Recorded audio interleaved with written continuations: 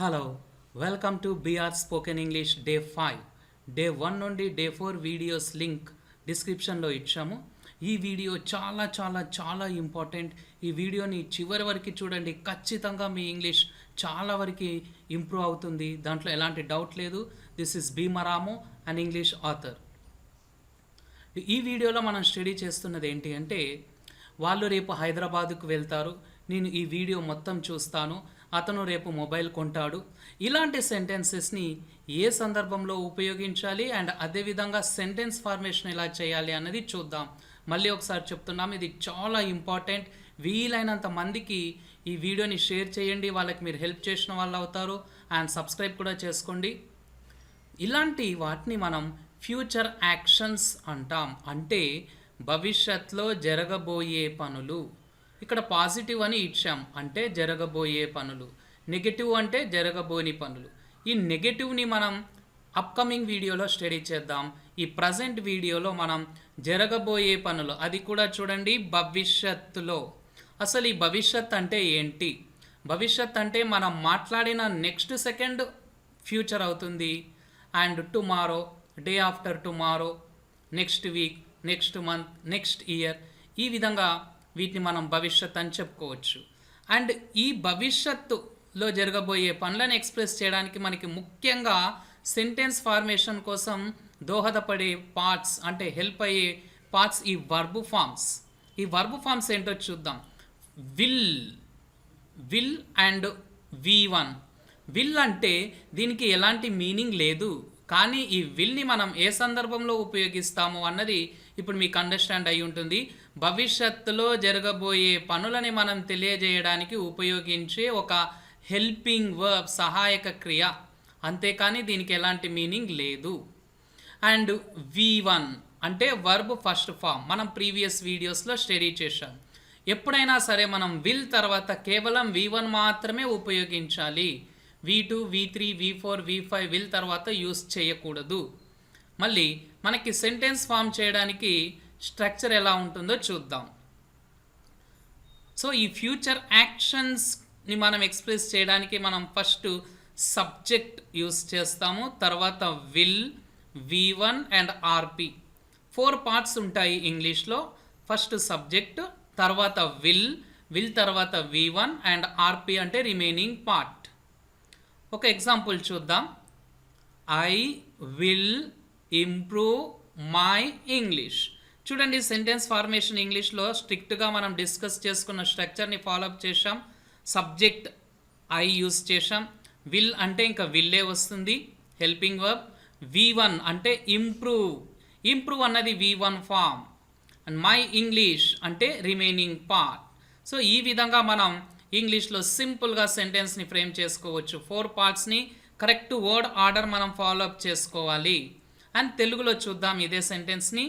నేను నా ఇంగ్లీష్ని మెరుగుపరుచుకుంటాను. చూడండి, ఇక్కడ కలర్స్ పింక్ ఉంది, నెక్స్ట్ ఇక్కడ విల్ ఉంది, కానీ తెలుగులో మాత్రం ఈ లాస్ట్ పార్ట్, రిమైనింగ్ పార్ట్ ఇంగ్లీష్లో లాస్ట్లో ఉన్నది తెలుగులో సెకండ్ ప్లేస్లో వస్తుంది. అంటే ఇక్కడ సెంటెన్స్ ఫార్మేషన్ అనేది ఇంగ్లీష్ అండ్ తెలుగులో ఒకే విధంగా ఉండదు, అది చాలా ఇంపార్టెంట్. తర్వాత మెరుగుపరుచుకుంటాను అంటే ఇంప్రూవ్ చేసుకుంటాను అన్న మీనింగ్. మీరు ఈ ఇంగ్లీష్ సెంటెన్సెస్ని ఫ్రేమ్ చేసేటప్పుడు గ్రేట్ కేర్ ఎక్కడ తీసుకోవాలి అంటే ఈ విల్. ఎందుకంటే తెలుగులో విల్ అని సపరేట్గా మనం ఉపయోగించాం, కానీ ఇంగ్లీష్లో మాత్రం సహాయక క్రియ ఈ హెల్పింగ్ వర్బ్ విల్ని ఉపయోగిస్తేనే అది ఫ్యూచర్ అవుతుంది. సో ఈ నోటీస్ చేయండి, మీరు ఈ డిఫరెన్స్ని నోటీస్ చేయండి. ఈ డిఫరెన్స్ని అబ్జర్వ్ చేసిన తర్వాత ఖచ్చితంగా ఫాలోఅప్ చేసుకోండి. మీ సెంటెన్సెస్ గ్రామాటికల్గా కరెక్ట్ ఉంటాయి. ఓకే, మనం ఇంతకుముందు సబ్జెక్ట్ అని డిస్కస్ చేసుకున్నాం. అలా సబ్జెక్ట్ అంటే ఏంటి? సబ్జెక్ట్ అంటే కర్త, అంటే పని చేసే వ్యక్తి. ఫర్ ఎగ్జాంపుల్, నేను రేపు ఊరికి వెళ్తాను. ఎవరు వెళ్తున్నారు ఇక్కడ ఊరికి? విలేజ్కి ఎవరు వెళ్తున్నారు? నేను. అంటే పని చేస్తున్నది ఎవరు? నేను. కాబట్టి సబ్జెక్ట్ ఇక్కడ నేను అన్నది సబ్జెక్ట్ అవుతుంది. ఈ సబ్జెక్టు మనం 2 గ్రూప్స్గా డివైడ్ చేసుకోవచ్చు, 2 గ్రూప్స్గా డివైడ్ చేసుకోవచ్చు. ఒక గ్రూప్ని మనం ప్రొనౌన్స్ అంటాం, అంటే తెలుగులో సర్వనామాలు. అండ్ ఇంకొక గ్రూప్ని నౌన్స్ అంటే నామవాచకాలు. వీటిలో మనం సందర్భాన్ని బట్టి సూటబుల్ వన్ ఉపయోగించుకోవచ్చు. ఇప్పుడు ఇంగ్లీష్ అండ్ తెలుగులో ఈ ప్రొనౌన్స్ ఏంటో చూద్దాం. ఐ అంటే నేను, వి మేము మనము, యు మీరు లేదా నువ్వు అని కూడా అనుకోవచ్చు, హీ అతను, షీ ఆమె, ఇట్ ఇది అనొచ్చు, అది కూడా యూస్ చేసుకోవచ్చు, దే అంటే వాళ్ళు. ఈ విధంగా వీటిని మనం సెంటెన్స్ బిగినింగ్లో ఉపయోగించుకోవచ్చు. ఎందుకంటే సబ్జెక్ట్ అన్నది సెంటెన్స్ బిగినింగ్లో వస్తుంది. నౌన్స్ కూడా చూద్దాం. వీటిని కూడా సబ్జెక్ట్స్గా యూస్ చేసుకోవచ్చు. రాము, మహేష్ అంటే వ్యక్తుల పేర్లు కూడా సబ్జెక్ట్స్ అవుతాయన్నమాట. బ్రదర్, టీచర్ అంటే ఈ హ్యూమన్ బీయింగ్స్ వీళ్ళు కూడా సబ్జెక్ట్స్ అవుతారు. Bus, class, meeting non living things ఇవి కూడా సబ్జెక్ట్స్ అవుతాయి. అంటే living things and non living things ఈ రెండు కూడా మనం నౌన్ సబ్జెక్ట్స్గా యూస్ చేసుకోవచ్చు. సో ఈ విధంగా మనం కావాల్సిన సబ్జెక్ట్ని సెంటెన్స్ బిగినింగ్లో యూస్ చేసుకోవాలి. అండ్ ఇంతకుముందు మనం డిస్కస్ చేసుకున్నాం, విల్ అంటే ఫ్యూచర్ని తెలియజేసే హెల్పింగ్ వర్బ్, V1 అన్నది వర్బ్ ఫస్ట్ ఫామ్, ఆర్పి రిమైనింగ్ పార్ట్. సో ఈ విధంగా మనకి ఇప్పుడు సెంటెన్స్లో ఉన్న ప్రతి పార్ట్ కూడా క్లియర్ కట్గా తెలిసింది. అండ్ ఇప్పుడు మనం చాలా ఇంపార్టెంట్ స్లైడ్ చూద్దాం. Common V1 forms. మనం కామన్గా యూస్ చేసే V1 ఫార్మ్స్ని ఇక్కడ స్టడీ చేద్దాం. ఎందుకంటే మనకి ఎన్ని V1 ఫార్మ్స్ మీద గ్రిప్ వస్తే అంత ఈజీగా ఇంగ్లీష్ మాట్లాడొచ్చు. వేకప్ అంటే మేల్కొనడం, బ్రష్ అంటే బ్రష్ చేయడం, డూ బ్రషింగ్ అనకూడదు, బ్రష్ అని అనాలి, బ్రష్ చేయడం. టేక్ ఏ బాత్ అంటే స్నానం చేయడం, డూ బాతింగ్ అనకూడదు, డూ బ్రషింగ్ డూ బాతింగ్ అన్నవి ఇంగ్లీష్లో లేవు, అలా యూస్ చేయొద్దండి. వేయర్ అంటే ధరించడం, పర్ఫామ్ అంటే చేయడం లేదా ప్రదర్శించడం అని కూడా వస్తుంది. ఈట్ తినడం, స్లీప్ పడుకోవడం, వాచ్ అంటే చూడడం. వాచ్ అన్నదానికి ఇంకో మీనింగ్ కూడా ఉంది, అది గడియారం. కానీ ఇక్కడ వర్బ్ ఫామ్ మనం డిస్కస్ చేస్తున్నాం కాబట్టి వాచ్ అంటే చూడడం అంటే టీవీ అలాంటివి. రిలాక్స్ అంటే విశ్రాంతి తీసుకోవడం, రీడ్ చదవడం, వాష్ ఉతకడం, గో టు బెడ్ అంటే పడుకోవడం. ఇక్కడ మనం డిస్కస్ చేసాం స్లీప్ పడుకోవడం అండ్ గో టు బెడ్ అంటే కూడా పడుకోవడం. రెండింటికి ఉన్న డిఫరెన్స్ ఏంటి అంటే మనం రాత్రి నైట్ టైం పడుకునే ఎక్స్ప్రెషన్ని గో టు బెడ్ అంటాం, కానీ అప్పుడు స్లీప్ అనకూడదు. నైట్ టైం పడుకునేటప్పుడు గో టు బెడ్ అంటాం, లేకపోతే గో టు స్లీప్ అంటాం. అంతేకాని ఉత్త స్లీప్ అని మనం డే టైంలో యూస్ చేసుకుంటాం ఈ వర్డ్ని. ఇప్పుడు మనం ఈ కామన్ V1 ఫార్మ్స్ స్టడీ చేసాం అండ్ మనకి స్ట్రక్చర్ మైండ్లో ఫిక్స్ అయిపోయింది. ఆ స్ట్రక్చర్ మళ్ళీ ఒకసారి చూద్దాం.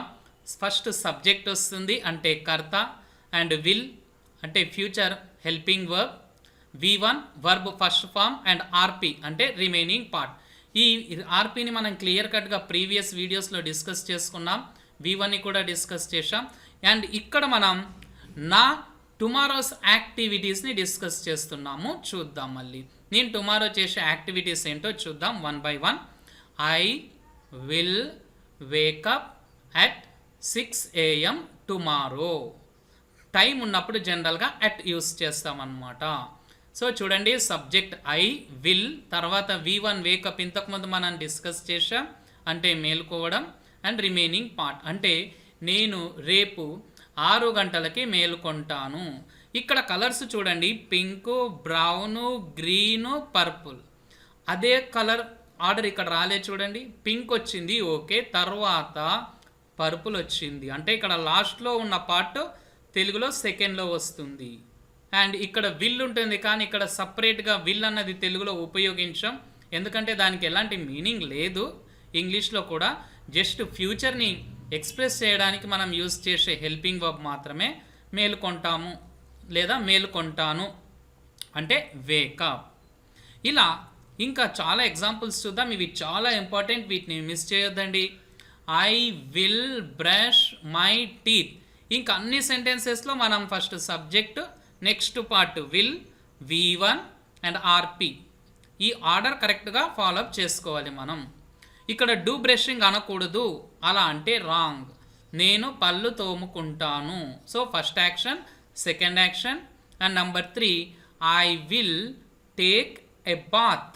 డూ బాతింగ్ అనకూడదు, టేక్ బాతింగ్ అని కూడా అనకూడదు, టేక్ ఏ బాత్ అంటాము, లేదంటే హ్యావ్ ఏ బాత్ అని కూడా అనొచ్చు. నేను స్నానం చేస్తాను, చూడండి ఇది future. Next I will wear my dress. ఈ వర్డ్ని వేర్ అంటాం, వియర్ అనకూడదు. నేను నా దుస్తులు ధరిస్తాను.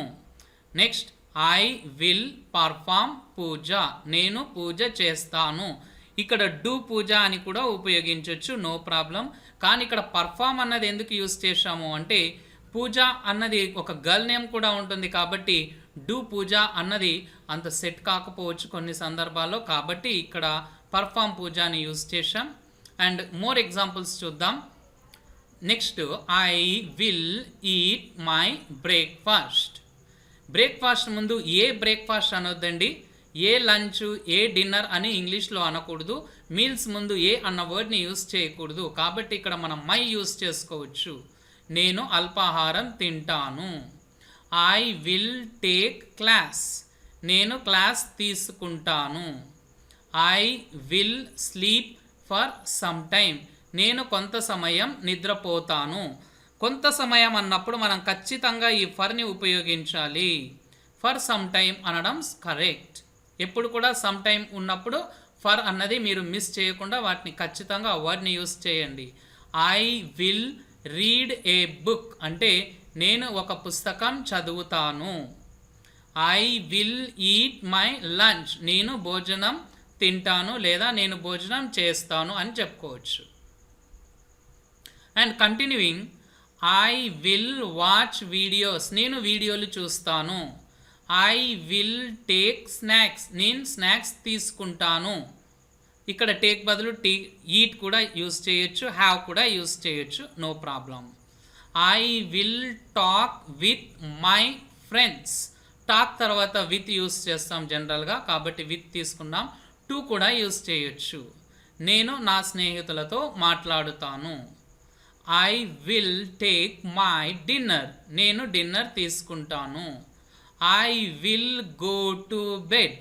చూడండి నైట్ టైం పడుకునే వర్డ్ మనం గో టు బెడ్ అనాలి, లేకపోతే గో టు స్లీప్ అనుకోవచ్చు. నేను పడుకోవడానికి వెళ్తాను. సో ఈ విధంగా నేను నా టుమారోస్ యాక్టివిటీస్ని ఎక్స్ప్రెస్ చేశాను. మీరు కూడా ఈ విధంగా క్లియర్గా టేబుల్ని డ్రా చేసుకొని మీ టుమారోస్ యాక్టివిటీస్ని రాసి ప్రాక్టీస్ చేసుకోండి. ఇలా ఇంగ్లీష్ అండ్ తెలుగులో డెఫినెట్గా మీరు ఇంగ్లీష్ ఇంప్రూవ్ అవుతుంది. అండ్ వీటితో పాటు మనం ఇంకొన్ని నార్మల్ సెంటెన్సెస్ కూడా చూడండి, చాలా ఇంపార్టెంట్. మనం ఇక్కడ ఫ్యూచర్ గురించి డిస్కస్ చేస్తున్నాం. అండ్ ఇక్కడ మనకు కావాల్సిన structure subject, will, V1 and RP. ఇది చాలా ఇంపార్టెంట్. ఈ స్ట్రక్చర్ని స్ట్రిక్ట్గా ఫాలోఅప్ చేసుకోండి. అండ్ ఇక్కడ సబ్జెక్ట్స్ని చేంజ్ చేసాం చూడండి. So first the class will start soon. చూడండి first the class subject, will okay helping verb, start V1, soon remaining part. అంటే క్లాస్ త్వరలో ప్రారంభం అవుతుంది. ఇక్కడ చూడండి తెలుగు సెంటెన్స్, రాజు పాలు తాగుతాడు అంటే రాజు డ్రింక్ మిల్క్ అనొద్దండి, విల్ అన్నది మిస్ చేయొద్దండి. ఫ్యూచర్ కాబట్టి విల్ రావాలి. Raju will drink milk. ఈ విల్ విల్ విల్ అన్నది మాత్రం ఇక్కడ మర్చిపోవద్దండి. అంకుల్ ప్లాట్ కొంటాడు. అంకుల్ అండ్ ఇక్కడ ప్లాట్ ఉందని వెంబడి అంకుల్ ప్లాట్ బై అనకూడదు. Uncle will buy a plot. ఈ విధంగా ఇంగ్లీష్లో సెంటెన్స్ ఫార్మేషన్ ఉంటుంది. అమ్మ టీ చేస్తుంది అంటే mom will make tea. Do tea అనకూడదు, డూ టీ అనడం రాంగ్, అది ఓన్లీ మేక్ టీ అనొచ్చు, లేకపోతే ప్రిపేర్ టీ అని కూడా యూస్ చేసుకోవచ్చు. మీటింగ్ 4 గంటలకి ముగుస్తుంది. మీటింగ్ 4 గంటలకే అన్నాం అంటే టైం వచ్చినప్పుడల్లా అట్ అన్న వర్డ్ని మర్చిపోవద్దండి. So the meeting will end at 4 o'clock. సో ఈ విధంగా నార్మల్ సెంటెన్సెస్ని కూడా ప్రాక్టీస్ చేసుకోండి, ఖచ్చితంగా మీ ఇంగ్లీష్ ఇంప్రూవ్ అవుతుంది. అండ్ ఇక్కడ చూడండి మళ్ళీ ప్రాక్టీస్ పర్పస్ కోసం ఇచ్చాము. ఇక్కడ 2 ఇంగ్లీష్ సెంటెన్సెస్ ఇచ్చాము, వీటిని తెలుగులో ఎలా ట్రాన్స్లేట్ చేయాలో చూద్దాం. అండ్ 3 తెలుగు సెంటెన్సెస్ ఇచ్చాము, వీటిని ఇంగ్లీష్లోకి ఎలా ట్రాన్స్లేట్ చేయాలో చూద్దాం. మీరు కూడా ట్రై చేయండి. రైట్ టైంలో మీ వీడియోని పాస్ చేసి మీ సెంటెన్స్ని చెక్ చేసుకోండి. She will go to market అంటే ఆమె మార్కెట్కి వెళ్తుంది. ఎవరైనా ఇంగ్లీష్ మాట్లాడినప్పుడు మనం అర్థం చేసుకోవడం కూడా ఇంపార్టెంట్ కాబట్టి ఈ ఇంగ్లీష్లో ఉన్న సెంటెన్సెస్ని తెలుగులోకి ట్రాన్స్లేట్ చేస్తున్నాం. సంధ్య విల్ రీడ్ ఏ బుక్ అంటే సంధ్య ఒక పుస్తకం చదువుతుంది. అండ్ ఇక్కడ తెలుగులో ఉన్నాయి, మళ్ళీ తెలుగులో ఉన్న సెంటెన్సెస్ని ఇంగ్లీష్లోకి ట్రాన్స్లేట్ చేయండి. ఆమె నాకు కాల్ చేస్తుంది అంటే she will call me. Call to me అనకూడదు, కాల్ మీ అంటాం. కాల్ తర్వాత TO2 యూస్ చేయడం రాంగ్, అలా యూస్ చేయొద్దండి. కండక్టర్ టికెట్లు ఇస్తాడు అంటే the conductor will give tickets. ఇక్కడ మీకు డౌట్ రావచ్చు, ద కండక్టర్ అనాలా కండక్టర్ అనాలా అని. The conductor better. ఎందుకు అన్నది మనం అప్కమింగ్ వీడియోలో చూద్దాం. నేను ఈ వీడియోని షేర్ చేస్తాను. ఎస్, షేర్ చేయండి. వాళ్ళకి మీరు చాలా హెల్ప్ చేసిన వాళ్ళు అవుతారు. అండ్ సబ్స్క్రైబ్ కూడా చేసుకోండి. ఐ విల్ మర్చిపోవద్దండి, విల్ షేర్ దిస్ వీడియో. మీకు ఒక డౌట్ కూడా వచ్చి ఉండొచ్చు, ఇక్కడ షెల్ అన్నది ఎప్పుడు ఉపయోగించాలి సార్, మళ్ళీ మీరు షెల్ని ఉపయోగించలేదు అని అనుకోవచ్చు. షెల్ అన్నది మనం క్వశ్చన్లో ఉపయోగిస్తాం. ఈ సెంటెన్సెస్లో షెల్ అన్నది జనరల్గా ఈ రోజుల్లో వాడడం లేదు. ది మోడర్న్ ఇంగ్లీష్లో మనం సెంటెన్సెస్లో యూజ్ చేయడం లేదు, కానీ క్వశ్చన్స్లో యూజ్ చేస్తాం. ఓకే, మళ్ళీ అది అప్కమింగ్ వీడియోలో క్లియర్ కట్గా డిస్కస్ చేస్తాం. సో మా వీడియోస్ని వీలైనంత మందికి షేర్ చేయండి, వాళ్ళకి మీరు హెల్ప్ చేసిన వాళ్ళు అవుతారు. అండ్ మా వీడియోని సబ్స్క్రైబ్ కూడా చేసుకోండి, మా ఛానల్ని సబ్స్క్రైబ్ కూడా చేసుకోండి. అండ్ బెల్ ఐకాన్ ప్రెస్ చేసి ఆల్ అన్న ఆప్షన్ని సెలెక్ట్ చేసుకోండి.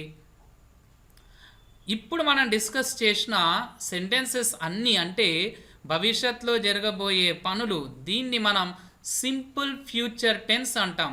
సింపుల్ ఫ్యూచర్ టెన్స్ అంటే మనం ఈ వీడియోలో ఒక టెన్స్ని స్టడీ చేశాం. ఆ టెన్స్ పేరేంటి? Simple future tense. చూడండి, టెన్స్ పేరు చెప్పకుండానే మీకు ఒక టెన్స్ నేర్పించాను. సో టెన్షన్ లేకుండా టెన్సెస్ మనం స్టడీ చేయొచ్చు చాలా ఈజీగా ఈ విధంగా. And thank you for watching. Please share and subscribe. Mask up, stay safe.